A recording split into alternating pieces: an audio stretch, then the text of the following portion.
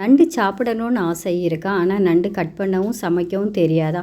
அப்போனா இந்த வீடியோ உங்களுக்கு தான். வாங்க, இன்றைக்கி நான் நண்டு வாங்கியிருந்தேன். ஃப்ரெஷ்ஷாக நண்டு வாங்கியிருந்தேன். இந்த நண்டு நான் வாங்கும்போது நல்லா உயிருடன் இருந்தது.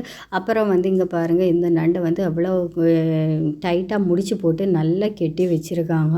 அது நண்டு கொட்டுன்னு நினைக்கிறேன். அதனால் அந்த நண்டை முடிச்சவுக்க தான் ரொம்ப கஷ்டமாகவே இருந்தது. அப்புறம் நண்டை பேக்கில் உள்ள அந்த சின்ன ஒரு தோடை எடுத்துக்கிட்டு, அப்புறம் இதோட தலையை எடுத்துக்கிட்டு இந்த குடலை நம்ம அப்படியே நல்லா க்ளீன் பண்ணி எடுத்துக்கிடணும். அதில் உள்ள டஸ்ட் அவ்வளோத்தையும் க்ளீன் பண்ணி எடுத்துக்கிடணும் ஃப்ரெண்ட்ஸ். இந்த நண்டு சளி பிடிச்சிருக்க நேரத்தில் நம்ம பிள்ளைகளுக்கோ வீட்டில் உள்ளவங்களுக்கு சமைச்சு கொடுத்தோம்னா ரொம்பவே நல்லது ஃப்ரெண்ட்ஸ். அப்புறம் இந்த காலை அப்படியே ஒரு ஒடிச்சிருக்கலாம். காலை ஒடிச்சு எடுத்துக்கிட்டோன்னு வச்சுக்கிடுங்களேன்.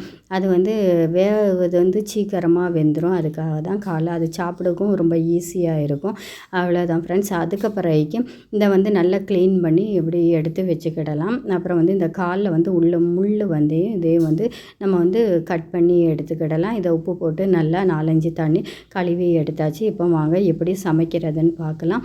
இப்போ தேவையான அளவு எண்ணெய் ஊற்றிக்கிடலாம். இது கூட நான் 2 பல்லாரி பொடி பொடியாக வெட்டி வச்சது இதையும் போட்டு உப்பும் போட்டு நல்லா வதக்கி விட்டுக்கிடலாம் ஃப்ரெண்ட்ஸ். இது மீடியம் ஃப்ளேமில் வச்சு வதக்குங்க. இந்த மாதிரி பொன்னிறம் வர்றது வரைக்கும் நல்ல மாதிரி வதக்கிக்கிடுங்க ஃப்ரெண்ட்ஸ். அப்புறம் இது கூட இஞ்சி பூண்டு பேஸ்ட்டு கூட கரம் மசாலா பொடியும் சேர்த்து நான் அரைச்சி எடுத்துக்கிட்டேன். இதையும் போட்டுக்கிட்டு அப்புறம் 2 கொத்து கருவேப்பிலை போட்டுக்கிடலாம். இதையும் நல்லா வதக்கி விட்டுக்கிடலாம். அப்புறம் 3 தக்காளி எடுத்துக்கிட்டேன். இதை மிக்சியில் நல்லா அரைச்சி எடுத்துருக்கேன். அப்போ கொஞ்சம் கிரேவி திக்னஸ்ஸாக இருக்கும். இதுக்காக இதையும் நல்லா வதக்க விட்டுக்கிடுவோம்.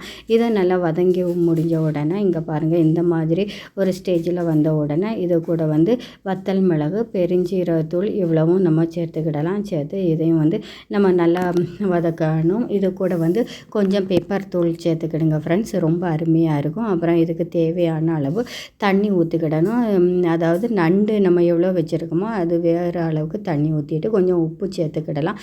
இப்படி கொதி வந்த உடனே நம்ம இந்த நண்டை சேர்த்துக்கிட்டு ஒரு 15 நிமிஷம் நல்லா மீடியம் ஃப்ளேமில் போட்டு நல்லா மூடி வச்சு நல்லா வேக விட்டுக்கிடலாம் ஃப்ரெண்ட்ஸ். ரொம்ப டேஸ்ட்டாக இருக்கும். இப்போ 15 நிமிஷம் கழித்து எடுத்து பார்த்தோன்னா கம்மன்னு நல்லா வாசனையோட நண்டு கறி ரெடி ஆகிட்டுருக்கு ஃப்ரெண்ட்ஸ்.